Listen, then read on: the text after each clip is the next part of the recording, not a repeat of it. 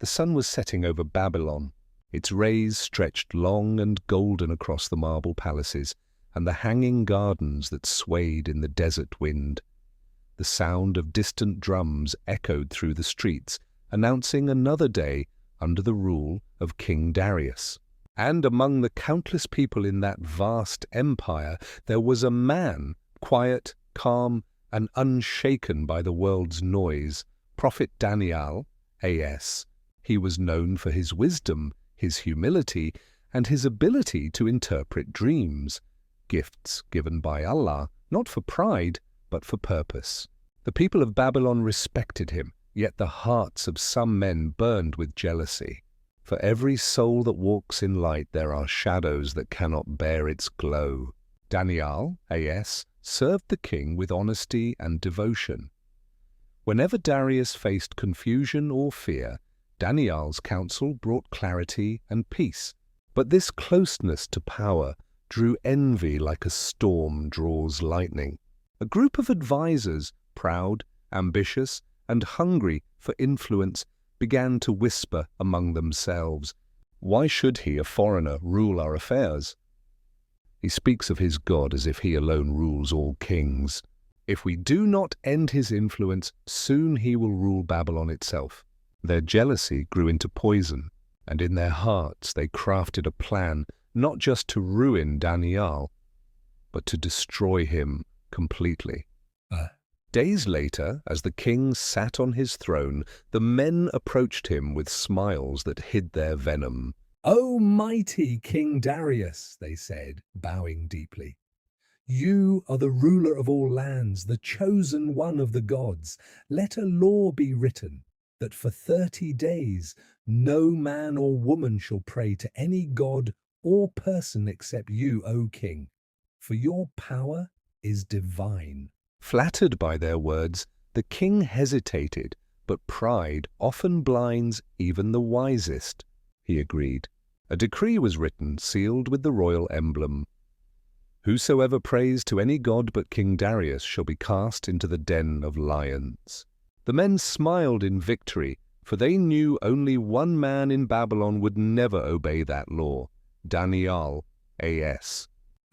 That evening, as the stars shimmered softly above Babylon, Daniyal, A.S., opened his window. The warm desert wind carried the scent of sand and jasmine.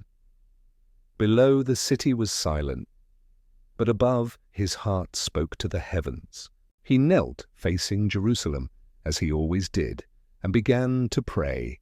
"O Allah, the most merciful, you are my refuge. The world changes, but you never change. The kings rise and fall, but your throne is eternal." He knew the decree, he knew the punishment, yet he also knew something greater, that no earthly fear is stronger than faith in the Almighty. The spies waited outside his home, hidden in the shadows. As he finished his prayer, they smiled cruelly. They had all they needed. The next morning, the council dragged Daniyal, A.S., before the king. "O king," they shouted, "the law was broken. Daniyal, whom you favor, continues to pray to his God 3 times each day, defying your command." The hall fell silent. King Darius looked at Daniyal and his heart sank. "Is this true?" he asked softly. Daniyal's eyes were calm, steady as the dawn. "My king, I honor you," he said, "but I can never stop calling upon my Lord, for my life and breath belong to him alone." The king turned away, his heart heavy. He knew he had been tricked. The law could not be undone, not even by the king himself. Once sealed, it was eternal. For the rest of that day, Darius sought every way to save him. He delayed the execution. He searched for a loophole in the decree. He begged the advisers for mercy, but they reminded him coldly, "The law of the Medes and Persians cannot be changed." As the sun set, soldiers came to take Daniyal, A.S., to the den. King Darius followed them, his eyes wet with sorrow. The den stood at the edge of the royal courtyard, carved into the earth, deep and dark. The roars of lions echoed from within, shaking the ground. Their eyes gleamed like fire in the shadows. The guards tied Daniyal's hands, though he offered no resistance. He looked at the king one last time. "May your God, whom you serve so faithfully, save you," the king whispered. And then with trembling hands Darius gave the order. The stone was rolled away. Daniyal, A.S., was lowered into the pit. The lions growled, pacing in hunger. The air was thick with the scent of death. Then the stone was rolled back across the mouth of the den, sealing him inside. That night the palace was silent. No music played, no laughter echoed through the halls. King Darius could not eat, could not sleep. He walked back and forth, whispering prayers he did not know he believed in. And inside the den, something miraculous happened. The lions, fierce and starving, stopped. Their growls faded to a hush. The air grew still and a soft light appeared in the darkness. Daniyal, A.S., opened his eyes and saw a figure, radiant and peaceful. It was an angel sent by Allah, standing between him and the lions. "Fear not, O Daniyal," the angel said, voice like a calm river. "The Lord has heard your prayer. He has shut the mouths of the lions." The beasts lay down around him, their eyes now gentle, their breath slow and calm. Daniyal knelt and wept, not from fear, but from awe. "All praise belongs to you, O Allah, most powerful, most kind." The angels stayed beside him, and through that long night, the only sound in the den was the soft rhythm of peaceful breathing, man and lion alike resting in the mercy of God. The night in Babylon was longer than ever before. A strange stillness hung in the air, as if the stars themselves waited in silence. Inside the royal palace, King Darius sat alone, his crown beside him, his hands trembling. He could not eat nor speak. Every whisper of the wind sounded like a roar in his ears. The face of Daniyal haunted him, calm, unafraid, glowing with faith, even as he was lowered into death itself. For the first time in his life, the mighty ruler of Babylon felt powerless. His laws had trapped an innocent man, and deep inside he knew that man's God was greater than any law written by kings. As the night dragged on, Darius walked to his balcony. The moon hung pale over the desert, bathing the palace in silver light. He looked toward the dark hill where the lion's den lay, a shadow among shadows. "Daniyal," he whispered into the emptiness, "if your God truly lives, let him save you tonight." The wind shifted, the torches flickered and went out. He stood there, alone with his guilt and his hope. And though the king could not see it, something miraculous was unfolding beneath that hill. Inside the den, the angel still stood guard, a luminous presence, calm and unshaken. The lions, fierce beasts of the desert, lay around Daniyal like watchful guardians. One of them lifted its massive head and looked at him, its golden eyes no longer burning with hunger, but with peace. The prophet sat quietly, whispering words of remembrance. "Ya Allah, you are the one who turns fear into safety, darkness into light. You are my protector, my witness, my peace." The angel's voice was gentle. "Your faith has reached the heavens, Daniyal. The Lord is with you, as he has been with every servant who trusted in his decree." And in that dark place where death was expected, there was only calm. The calm that comes from faith untouched by fear. When the first light of dawn touched the walls of Babylon, the king rose suddenly from his restless seat. He had not closed his eyes all night. Without waiting for his guards, without or robe, he ran, his feet bare on the marble floors, his heart pounding like thunder. "Open the gate!" he shouted as he neared the edge of the courtyard. The soldiers, startled, followed him down the long stone path toward the den. The ground was cool with morning dew, the air smelled of sand and sunlight, and there, at the mouth of the lion's den, the great stone still sat, sealing the darkness within. King Darius's voice cracked with desperation. "Roll it away!" The soldiers obeyed, pushing the heavy rock aside with all their strength. The sound echoed through the valley, stone grinding against stone. Then came silence. The king leaned forward, his voice trembling. "Daniyal, servant of the living God, was your Lord able to save you from the lions?" For a moment there was only stillness. Then from the shadows came a voice, calm, clear, and filled with gratitude. "O king, live forever. My Lord sent his angel to shut the mouths of the lions. They have not harmed me, for I was found innocent before him and before you, O king." Darius fell to his knees, his eyes filled with tears. He did not hide. His heart overflowed with awe, and something deeper than awe, belief. "Bring him out!" he cried. "Bring Daniyal out!" The soldiers lowered ropes into the den. When they lifted him up, the morning light touched his face, unmarked, untouched, radiant with peace. Not a single wound, not a scratch. Even his clothes were clean, as if the lions themselves had guarded him. The crowd that had gathered gasped. Some fell silent, others whispered prayers. The jealous men, those who had plotted his death, felt the ground shift beneath them. Their eyes widened with fear. For what they had done in envy, Allah had turned into a miracle. King Darius stepped forward and took Daniyal's hands in his own. "Your God," he said softly, "is the true and living God. His power is beyond kings and kingdoms." And then turning to the people, his voice rose like thunder. "Let it be known throughout Babylon," he declared, "that the God of Daniyal is the Most High, for he rescues and saves. He performs wonders in heaven and on earth. He has delivered his servant from the power of lions." The words echoed across the city, bouncing off stone walls and golden towers, carried by the morning wind.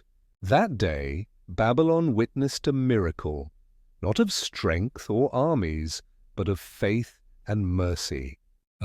But justice was not yet complete. King Darius summoned the men who had conspired, the ones who had trapped Daniyal in deceit. They stood before him trembling, their faces pale. "You used my name to destroy the innocent," the king said, voice cold as steel. "Now you will face the fate you planned for him." And so by his command, they and their followers were cast into the same den. The moment the stone rolled away, the lions leapt with fury. Their roars thundered through the palace walls, and in an instant all was silent again. The difference between Daniyal's night and theirs was clear. Faith had saved one, arrogance had destroyed the other. Later, when the sun was high, Daniyal, A.S., stood on the palace terrace. He looked out over the city that once plotted his death, now bathed in light. Children laughed in the streets, birds flew over the gardens, and somewhere in the distance the wind carried the sound of prayer.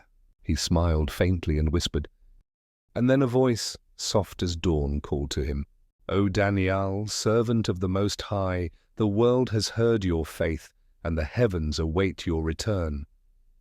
Come to the home where there are no lions, no trials, no tears, only the peace you carried within you." He awoke with a tear on his cheek, not from fear, but from joy. He knew his time had come. The final morning. At dawn the sky blushed with soft light. Birds sang gently from the branches of the olive tree. Daniyal, A.S., performed ablution, spread his mat toward the Qibla, and began to pray. Witnesses said his face glowed with serenity, as if the first light of heaven had touched it. As he finished his prayer, he whispered one final time, "La ilaha illallah, there is no God but you." And with that, his spirit left his body, like a sigh returning to its source. The breeze moved gently across the sand, and for a brief moment it was said that the lions of Babylon roared in unison, a deep, echoing sound that rolled across the desert as though the very beasts mourned the passing of the man who had once sat among them in peace. The burial and the legacy. King Darius himself carried the prophet's body, walking barefoot beside the mourners. He ordered that Daniyal, A.S., be buried near the river where he had often prayed, the same river that once reflected the stars of his visions. And upon his tomb he placed a simple stone with the words, "Here lies Daniyal, the servant of God, whose faith silenced the lions and awakened hearts." Generations later, travelers who passed through Babylon would still stop to pray at that spot. They said that even centuries after his death, the air there felt lighter, calmer, as if the peace of the prophet had never left. The message that endures. The story of Daniyal, A.S., became more than history. It became a lesson for all who face fear and injustice. It teaches that no den, no darkness, and no lion is greater than faith. It reminds every believer that Allah's help comes not always through strength, but through patience and trust. And so when people feel trapped in their own dens, surrounded by worry, betrayal, or despair, they whisper his story to their hearts.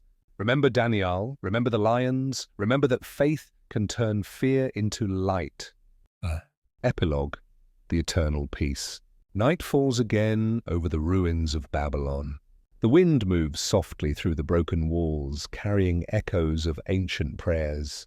In the distance, the faint roar of a lion drifts across the valley, not of hunger or anger, but as if to guard the memory of the man who tamed them with faith. Above the stars shine, the same stars that once guided the prophet in his solitude, now watching over a world it's still learning to believe. And somewhere in the unseen, a voice whispers, "The faithful never die, they simply return home."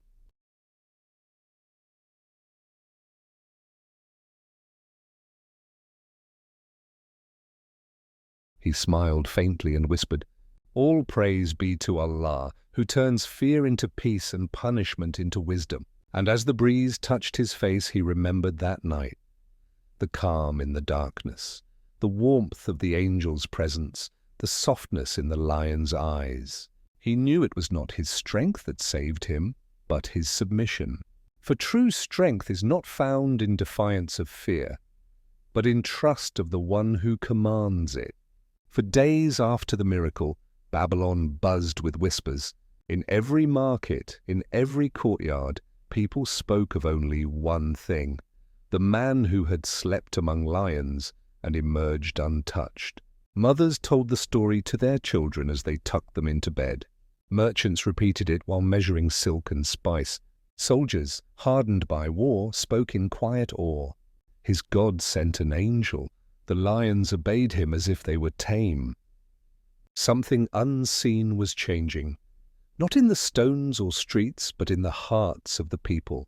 The king's awakening.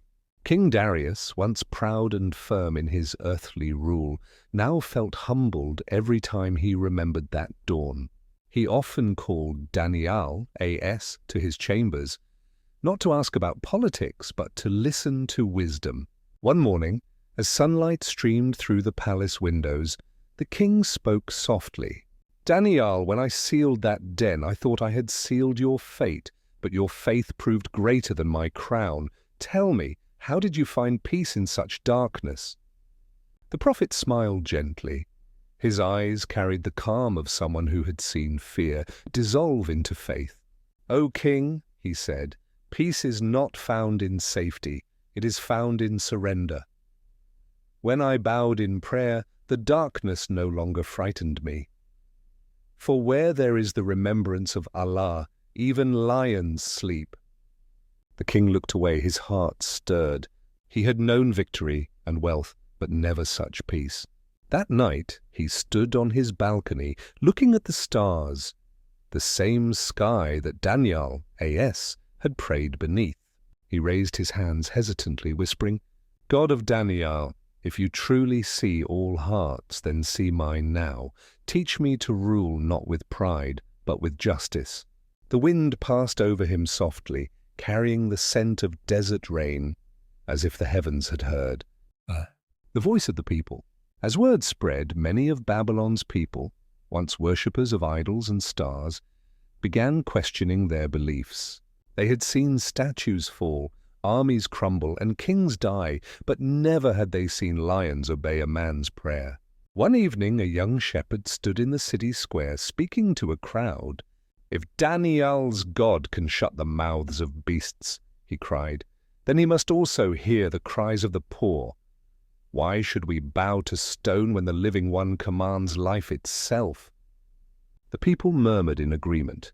Faith was rising quietly, not through conquest or fear, but through truth revealed by mercy.